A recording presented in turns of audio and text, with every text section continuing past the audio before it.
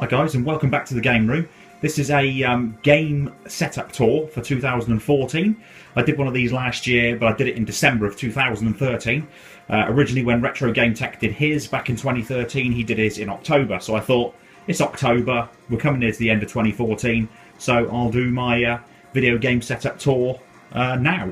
Now, if any of you guys saw my last video, which I'm going to put up now, you'll notice quite a bit of a difference when I actually flick back to my current video and my current setup.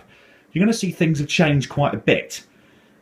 And I'm going to go through the systems again, but I'll talk about some of the changes and why some of the changes are the way they are, including the fact that my 51-inch plasma television is now wall-mounted rather than being on the entertainment unit itself.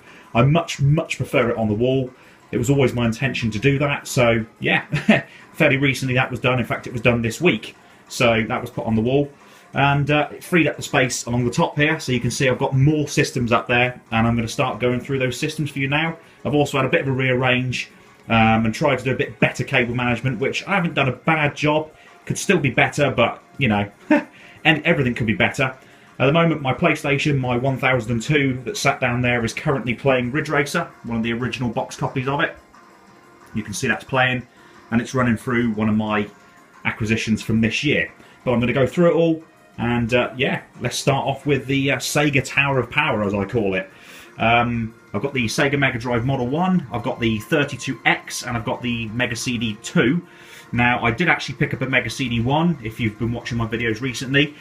And you may have remembered my previous setup video. I said that I didn't like the Mega CD Model 1. I thought it was big and bulky. I actually do like the Mega CD Model 1. I changed my mind, but I picked one up, didn't have a good experience trying to repair it, so that's why it's not here, unfortunately. Another recent pickup is actually a power supply, a bit of a all-in-one power supply from Retro Supply. And what it does is it allows me to power the Mega Drive, Mega CD, and 32X all in one power supply. Much more efficient, and it means I don't have to use, you know, these horrible wall warts here. I've still got this one here for one of my other machines, which you can see it says multi-mega on it. There you go, it does say multi-mega on it. And I've got this step-down converter that's a bit of a wall wart as well, but I'm going to be picking up a different step-down converter that ends with a normal plug, which will make my life a lot easier. So yeah, there's the Mega Drive, Mega CD, Model 2 and 32X. If we move across, here you can see the RGB FrameMeister, the Mini, which is the scaler that I've got hooked up to my retro systems. They're all hooked up for the most part via RGB SCART. You can see I've got a SCART selector switch box here. There is some weirdness that goes on with Nintendo and Sega systems being plugged in at the same time. Oh, and even Sony systems. It makes the video signal go a bit dark and a bit weird. Yeah, very strange, that one. And I've also got a D-terminal to component adapter, which one of my other acquisitions of this year is plugged into as well. So yeah, underneath that is the LG soundbar, which I picked up to make the sounds of the game much stronger and richer, and just generally better than the television speakers, because they're a bit flat when it comes out of the television speakers. So moving along, continuing along, Sega Multi-Mega. I think this thing is absolutely brilliant. I love it. I think it's fantastic. Basically, somebody at Sega, I think, at some point said, right, how small can you make, like, a combination unit? Mega Drive, Mega CD. How small can you do it? Here's a challenge. And they made it into a CD player-sized unit. Or a bit bigger than a portable CD player-sized unit, I should say. That's probably the rarest system. In fact, sorry, that is the rarest system I've got in my collection. Moving over is a Japanese Model 1 Mega Drive. Now, these two are not always out. Normally these are away in the cupboard. I've got them out because I just thought I'd show them on this video, and because I love them. They're really awesome. This was a pickup that was apparently not working, but does. And I've taken the cartridge lock out, so now I can actually play my non-region locked Genesis and Mega Drive carts, which is awesome. You can see I've got the PS1 over here, which I've documented in a pickups video at some point as well. And I've got the GameCube as well. Sony PlayStation 2 sat on the end, where the PS4 used to be, and the PC remains in exactly the same place. At the moment, it's actually uploading a video to YouTube. It's uploading my Dave and Mike reviews with special guest Matt Resident Evil 2 video. So that's awesome. You'll get to see that before you see this. And what we'll do now is we'll move down below, and you'll see my PlayStation 3, the 60GB backwards compatible model. And if we go down, There's the Model 1 Sega Master System with a copy of, I think that's Marble Madness. Yeah, Marble Madness is in there. My Japanese Sega Saturn with its Action Replay Plus cartridge in the back of it. My 360S, still the same, still with X key. Don't really use it that much though, so it may well be going away in a cupboard soon. My 1002 SCPH 1002 Sony PlayStation that's playing Ridge Racer on the TV at the moment. You can see the demo running through Ridge Racer. New acquisition for this year, the Microsoft Xbox. This one's modified with the Endure soft mod. Really awesome machine. Got some games on it. I've upgraded the hard drive as well as part of doing the Endure soft mod, so I can put lots of games on there. It's got a 200 gig hard drive.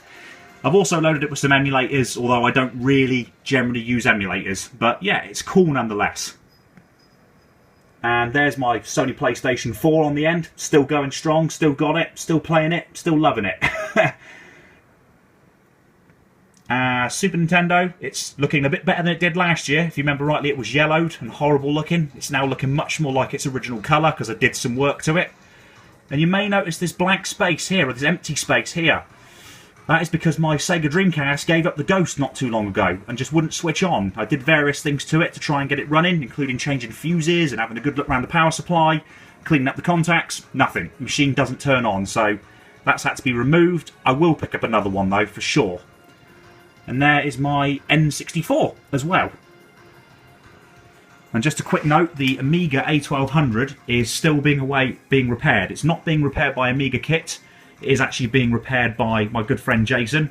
I've got the capacitor kit from Amiga Kit, and Jason's going to do the repairs for me, so looking forward to that. I've said to him though, no rush, because of course, you know, he's got his own life as well. And on the end there is my 5552 Multi-Mode 3 modified PlayStation.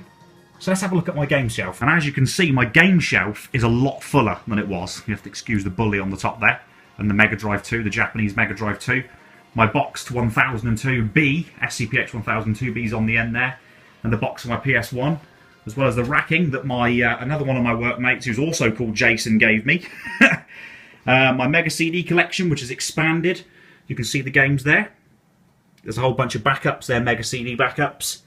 And Ridge Racer, the box. This is the double case boxed edition that's currently running on my Sony PlayStation at the moment.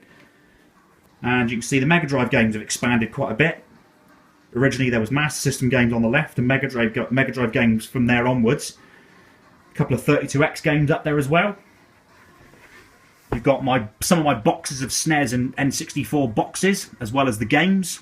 As you can see, I've expanded quite a bit. I've run out of space, so I've had to start stacking stuff. Look. GameCube games, Sega Master System, which is again a lot more than it was last year. European Sega Saturn games that were actually in a box. They weren't out last year, which is why you didn't see them. Got a lot more Japanese Sega Saturn games, quite a bit more in fact. PS4, which has kind of fluctuated, the collection has a little bit. And FIFA 15 with some Xbox and 360 games on the end. You can see some of the pickups that I had in my Xbox pickups video. And some classic dance music CDs from Ministry of Sound and Gatecrasher, all running along the bottom there. And there is the Sony PlayStation collection that isn't in that rack, including my box and complete Explorer cartridge, and the few Dreamcast games that I've got, as well as some backed up Dreamcast games. So, thanks for watching guys. Hope you enjoyed my update video of my gaming setup, a snapshot for 2014.